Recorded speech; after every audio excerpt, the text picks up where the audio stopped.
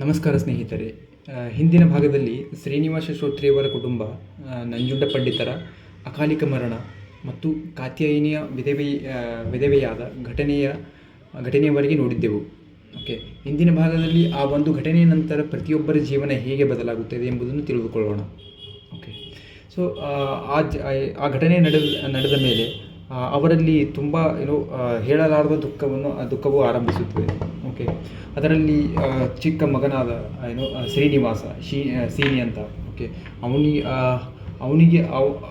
ಅವನಿಗೆ ಪಾಲಿಸುವ ಭರದಲ್ಲಿ, ಓಕೆ, ಅವನಿಗೆ ಪಾಲಿಸುವ ಪಾಲನೆ ಪೋಷಣೆ ಮಾಡುವ ಇದರಲ್ಲಿ ಅವರು ಕ್ರಮೇಣವಾಗಿ 1 ವರ್ಷ 2 ವರ್ಷದ ತನಕ, ಓಕೆ, ಸೊ ಆ ದುಃಖವನ್ನು ಮರೆಯುತ್ತಾ ಬರುತ್ತಾರೆ. ನಂಜುಂಡ ಶ್ರೋತ್ರಿ ಮರಣದ ದುಃಖವನ್ನು ಮರೆಯುತ್ತಾ ಬರುತ್ತಾರೆ.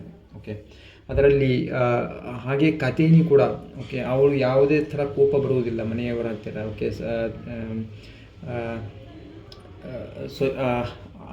ಮಾವನ ಹತ್ತಿರ, ಅತ್ತೆ ಹತ್ತಿರ. ಓಕೆ, ಸೊ ಲೈಕ್ ಅವಳು ಸ್ವಂತ ಮಗಳ ಥರ ಇರುತ್ತಾಳೆ.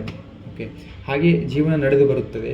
ಆವಾಗ ಒಂದು ದಿನ ಕುಂತು ಯೋಚನೆ ಮಾಡುವಾಗ ಕಾತ್ಯಾಯಿನಿ ಯೋಚನೆ ಮಾಡ್ತಾಳೆ. ಆ್ಯಕ್ಚುಲಿ ನನ್ನ ಗಂಡನವರಾದ ನಂಜುಂಡ ಶ್ರೋತ್ರಿಯವರು, ಅವರು BA ಪದವಿಯನ್ನು ಕಲಿಯುತ್ತಿದ್ದರು ಆ ಟೈಮ್ನಲ್ಲಿ. ಆ ಟೈಮ್ದಲ್ಲಿ ಮರಣ ಹೊಂದಿದರು. ಅದೇ ಸ್ಕೂಲನ್ನು ನಾನು ಶಿಕ್ಷಣವನ್ನು ಏಕೆ ಮುಂದುವರಿಸಬಾರದು ಅಂತ ಅವರು ಥಿಂಕ್ ಮಾಡಿದರು. ಓಕೆ, ಸೊ ಯಾರು ಕಾತ್ಯಾಯಿನಿ ಥಿಂಕ್ ಮಾಡಿದಳು. ಕಾತ್ಯಾಯಿನಿ ಥಿಂಕ್ ಮಾಡಿ ಇದು ಮಾವನವರ ಮುಂದೆ ಹೇಳಬೇಕೀಗ. ಓಕೆ, ಸೊ ಒಂದು ದೊಡ್ಡ ನಿರ್ಧಾರ ತೊಗೊಂಡು ನಾನು ಇನ್ಮೇಲೆ ಶಿಕ್ಷಣ ಮುಂದುವರಿಸ್ತೇನೆ. ಹಾಗೆ ಮೈಸೂರಿನ ಕಾಲೇಜಿಗೆ ನಾನು ದಿನ ಹೋಗೋದು ಬರೋದು ಮಾಡಿ ನಾನು ಶಿಕ್ಷಣವನ್ನು ಕಲಿಯುತ್ತೇನೆ ಎಂದು ಹೇಳಿದರು. ಮೊದಲಿಗೆ ಶ್ರೀನಿವಾಸ ಶ್ರೋತ್ರಿಯವರು ಅವರು ಒಂಥರ ಪಾಸಿಟಿವಿಟಿ ರೆಸ್ಪಾನ್ಸೇ ಕೊಟ್ಟರು. ಅವರೇನು ಮಗು ಇನ್ನೊಮ್ಮೆ ವಿಚಾರ ಮಾಡಿ ನಿರ್ಧಾರ ತಗೊಬಂದವರು. ಓಕೆ, ಸೊ ಅದಾದಮೇಲೆ ಇಲ್ಲ, ನಾನು ಹೋಗಿ ನನ್ನ ಶಿಕ್ಷಣವನ್ನು ಮುಂದುವರಿಸ್ತೀನಿ ಅಂದಾಗ ಅವರು ಪಾಸಿಟಿವಿಟಿ ಕೊಟ್ಟರು. ಯಾಕಂದರೆ ಅವ್ರ ಬಳಿ ಒಂಥರ ಓದುವ ಮನೋಭಾವನೆ ಇತ್ತು.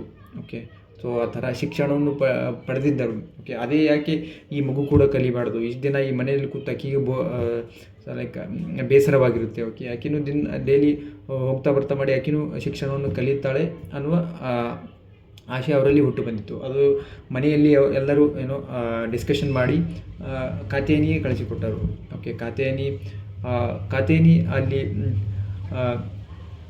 ಕಾಲೇಜಿಗೆ ಹೋಗೋದು ಬರೋದು ಆಕೆನೂ ಸ್ಟಾರ್ಟ್ ಮಾಡಿದಳು. ಓಕೆ, ಬಟ್ ಈಗ ನೆಕ್ಸ್ಟ್ ಮಗುನೂ ಪಾಲನೆ ಮಾಡಬೇಕು. ಓಕೆ, ಮಾರ್ನಿಂಗ್ 9 o'clock ಆಕೆ ಕಾತ್ಯಾಯಿನಿ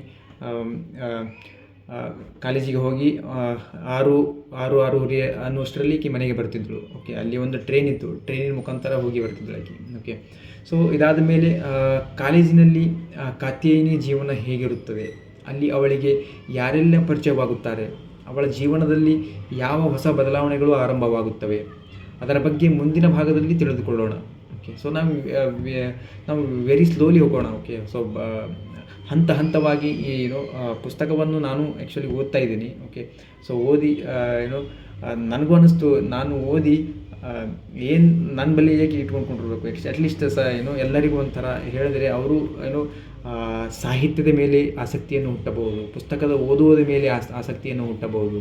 ಓಕೆ, ಸೊ ಎಲ್ಲರಿಗೆ ಓದುವ ಹವ್ಯಾಸವಿರಲೇಬೇಕು. ಅದರಿಂದನೇ ನಮ್ಮ ಭವಿಷ್ಯ ಬದಲಾವಣೆಯಾಗುವುದು ಮತ್ತು ನಮ್ಮ ಆಸಕ್ತಿಯು ಕೂಡ ಬರುವುದು. ಓಕೆ, ಸೊ ಮುಂದಿನ ಭಾಗದಲ್ಲಿ ಅದನ್ನು ತಿಳಿದುಕೊಳ್ಳೋಣ.